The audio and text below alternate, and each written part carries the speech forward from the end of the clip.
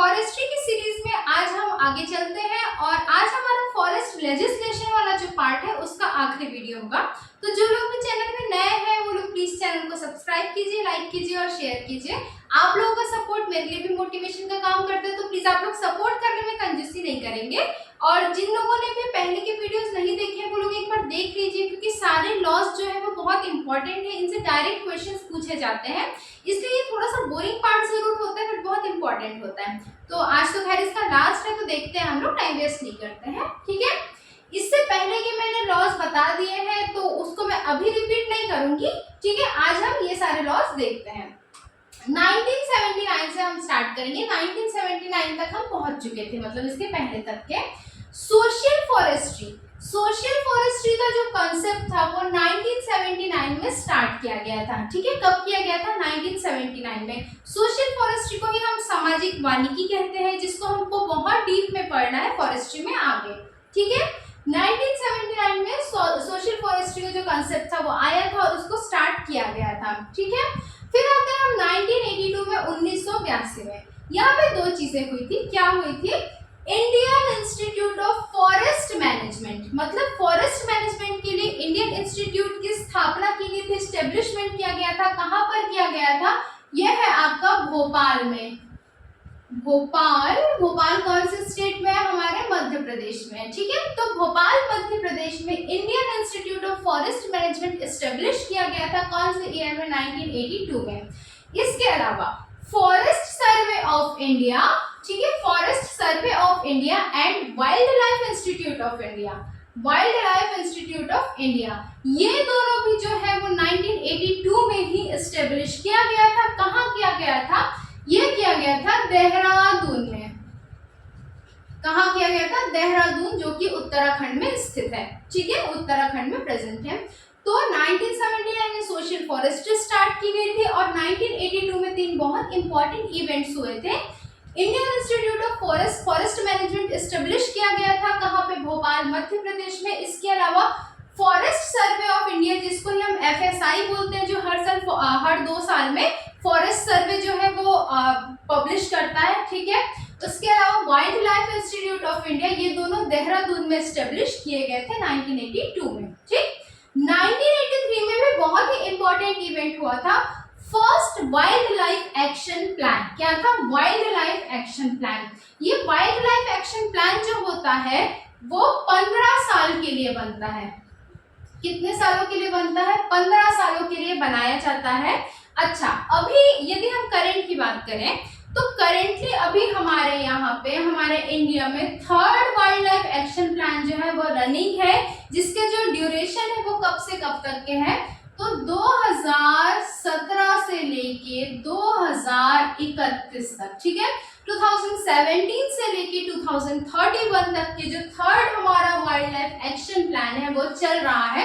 और पहला जो वाइल्ड लाइफ एक्शन प्लान है वो कौन से ईयर में लॉन्च किया गया था? तो 1983 में लॉन्च किया गया था। 5 स्टार क्वेश्चन बार बार पूछा गया है और ये करंट से रिलेटेड इवेंट है, इसलिए बहुत ही ज्यादा इंपॉर्टेंट भी है, ठीक है। क्योंकि हम अभी third wild life action plan के ड्यूरेशन में ही जी रहे हैं ना, अभी तो बहुत टाइम है उसको खत्म होने में, ठीक।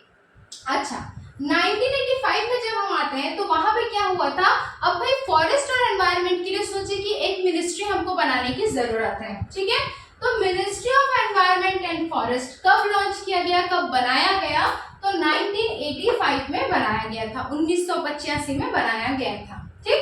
अब मिनिस्ट्री बन गई तो बोले कुछ एक्ट भी बनाया जाए, तो 1986 में सबसे पहला काम क्या किया गया था?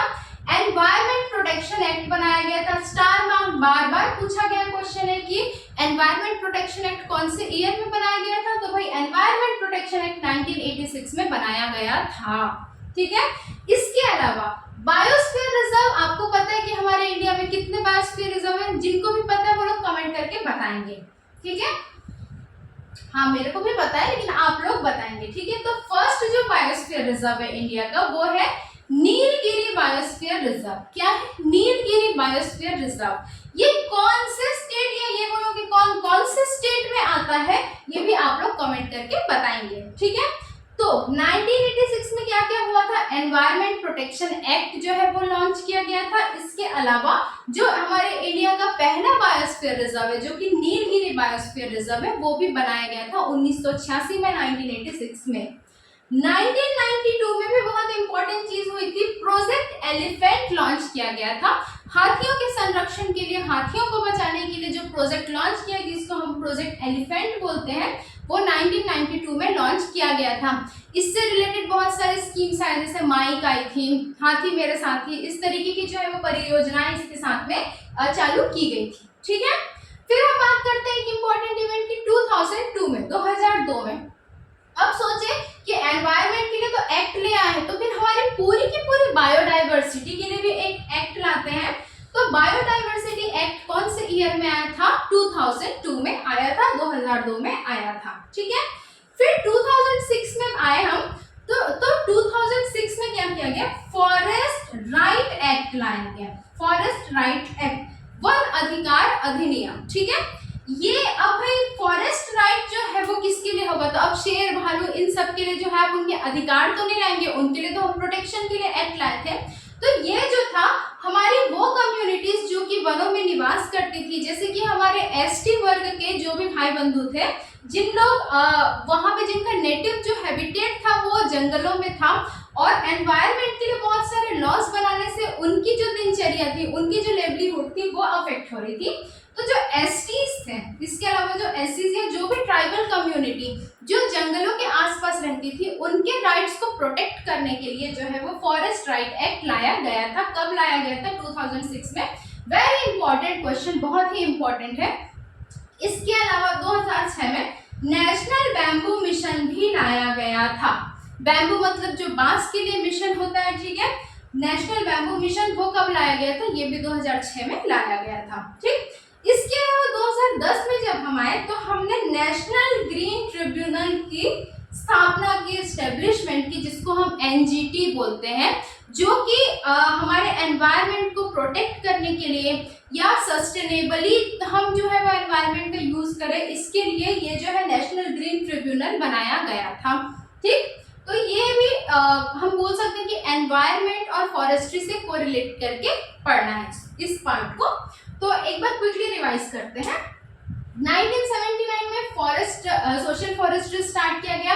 1982 में Indian institute of forest management Bhopal में, forest survey of India Dehradun में, और wildlife institute of India भी देहरादून में बनाया गया। 1983 में क्या किया गया, first wild life action plan लाया गया, जो कितने साल के लिए होता है, 15 साल के लिए होता है।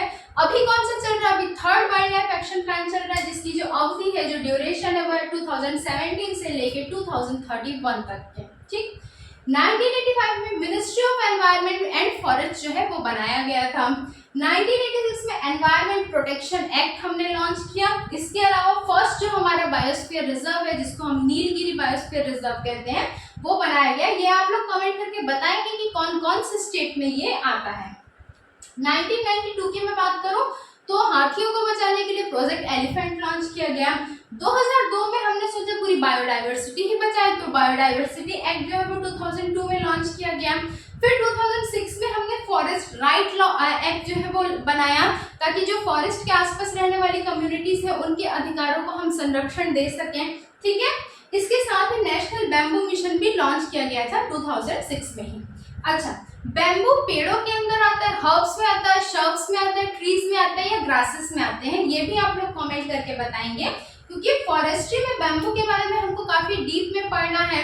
इसकी जो है कल्टीवेशन के मेथड्स पढ़ने हैं, इसमें क्या क्या स्पेसिफिकेशन है वो सब पढ़ना है, तो ये भी आप लोग बताएंगे कमेंट करके। ठीक है, अच्छा, 2010 में क्या बनाया गया, एनजीटी या नेशनल ग्रीन ट्रिब्यूनल बनाया गया था। इसके जब भी आपका एग्जाम होगा ना, उस समय इसके करंट चेयरमैन का नाम आप लोग देख के जाएंगे। ठीक है, जहां से भी आप जिस भी स्टेट से पढ़ रहे हैं, जब भी आपके लिए पर्टिकुलर जिस एग्जाम को आप टारगेट कर रहे हैं वो आता है, तो उसके कुछ दिन पहले एनजीटी का चेयरमैन आपको नाम देख के जाना है, क्योंकि ये चीज हो सकते हैं, होते रहते हैं। ठीक है, तो चलो फिर मिलते हैं हम अगली क्लास में कुछ नए टॉपिक्स के साथ में फॉरेस्ट्री के। अब हमारा फॉरेस्ट लेजिस्लेशन तो कंप्लीट हो चुका है। अब इनमें से जो जो बहुत ही इंपॉर्टेंट एक्ट्स है, जिनके डीप में क्वेश्चन पूछे जाते हैं, वो मैं आपको अलग से कराऊंगी आगे।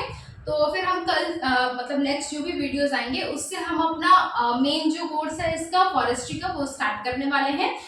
इसको बिल्कुल हल्के में नहीं लेना है, इससे क्वेश्चंस आएंगे ही आएंगे, ठीक है। तो हाँ, सपोर्ट में आप कंजूसी नहीं करोगे आप लोग, ठीक है। चलो मिलते हैं फिर, ओके बाय।